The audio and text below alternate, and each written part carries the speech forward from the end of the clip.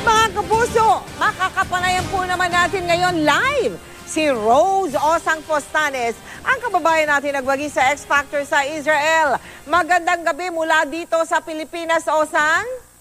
Magandang gabi din po sa inyo. Tanghapon po dito sa amin ngayon. Oo, mula sa amin lahat dito sa 24 oras sa GMA Network at syempre sa mga kababayan mo, congratulations sa iyong pagkapanalo. Kamusta ka na ngayon? Rose champion ka na. Kamusta ka na? Okay lang po. Hindi ko pa nga po makapaniwala na nasungkit natin ang top 1. Ang panalo. Hanggang ngayon po, hindi pa rin ako makapaniwala. Pero siyempre, kahit malibaligtarin mo, no, ha? Ikaw na nga ang kampiyon eh.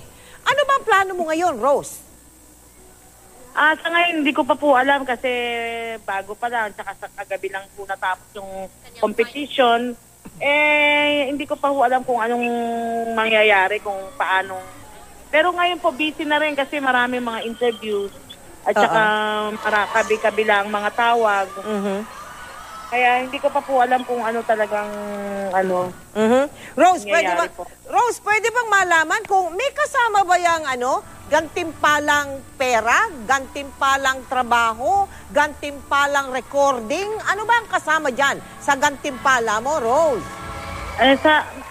Lahat naman po sa sinabi nyo, meron naman po. Pero hindi pa po namin pwede sigurong sabihin kung magkano dahil wala pa po tayong Hindi pa po natin kasi kailangan po rin nating irespeto yung mga binili nila. Oo. Pero Rose, ikaw ba ay magpapatuloy pa bilang caregiver?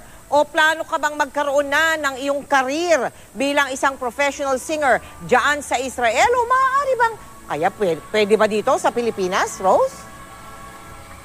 Pwede po dyan sa Pilipinas kasi Pilipino naman po ako. Pero yung pagiging caregiver po, hindi pa po namin napapag-usapan ng employer ko kasi dumating po ako ng Israel as a caregiver ang hinanap kong trabaho. So pero kung talagang dire-diretso na at maumpisa ng aking music career, pwede naman po siyang pagsapin.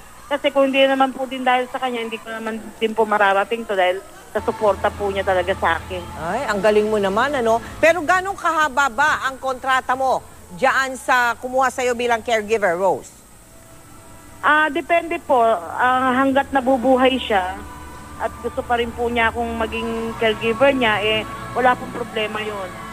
Kaso bata pa po siya Rose, si Mike Enriquez nais din magtanong sa'yo. Mike. Rose, magandang hapon sa inyo dyan. Hoy, congratulations, Rose, ha?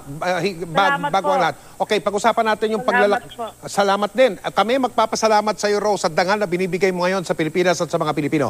Ano ang nagbunsod sa iyo, caregiver ka dyan sa Israel, ano ang nagbunsod sa iyo para sumali dyan sa X Factor na ngayon pa lang itinatanghal sa Israel? Kauna-unahan yan na pagtatanghal ng X Factor. Rose?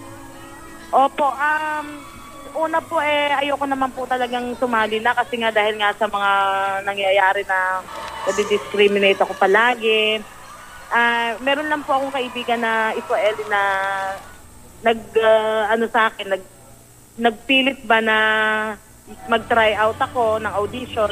So, tinry ko po yun. Sabi ko, ito na yung last na gagawin kong pag-audition. Kasi nga parang kinalimutan ko na rin ang music pagdating sa mga contest.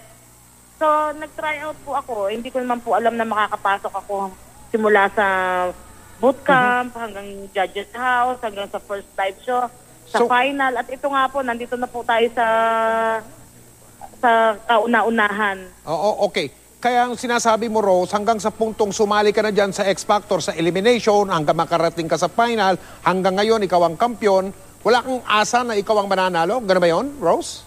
Hindi po. Hindi ko po talaga ina-expect na akong makukuha. Isa pa, wala po akong permit na residency. So, kundi working permit lang po ako at hindi po ako taga rito. Hindi po ako marunong mag-Hebrew masyado at hindi rin naman ako masyadong magaling kumanta ng Hebrew. Tsaka po ang mga contestant po talagang magagaling. Bukod pa po sa mga bata sila, nagko-compose pa sila ng mga kinakanta nila. Kaya hindi ko po ina-expect talaga na masusungkit ko ang ang kauna-unahang X Factor Israel. Bakit yung kantang My Way ang napili mong pyesa sa finale o sa finals, Rose? Pinagtulungan po ng mentor namin yun na yun ang kantahin. Isa pa, yun din ang sinadjust nila kasi lahat po ng mga binibigay nilang kanta naaangkop daw sa akin. Ganon. O sige, parinig mo sa amin yung huling birit ng kantang My Way. I did it, o ganon. O sige, Rose, sige na, ikaw na lang. O sang. Yes, there were times I'm sure you knew when I bit off more than I could chew. But through it all, when there were doubts, I ate it up and spit it out. I faced it all and I stood tall and did it my way. Hay, Sus Mario Joseph naman nakakatindig Galing naman balahibo dyan. talaga. Okay, Rose, abangan na lang Thank namin you. na meron na bang petsa ng pag-uwi mo dito sa Pilipinas? Baka tapos yung pagkapanalo mo dyan, Rose? Sa ngayon po, inaayos ko pa po lahat kung yung mga kung ano man ang mangyayari dito. Pero bala ko po talagang umuwi dyan para mapasalamatan ko naman yung lahat ng mga Pilipinong sumuporta sa akin dyan sa Pilipinas. Oo, sige Rose, bilis-bilisan mo na sapagkat excited na rin kami.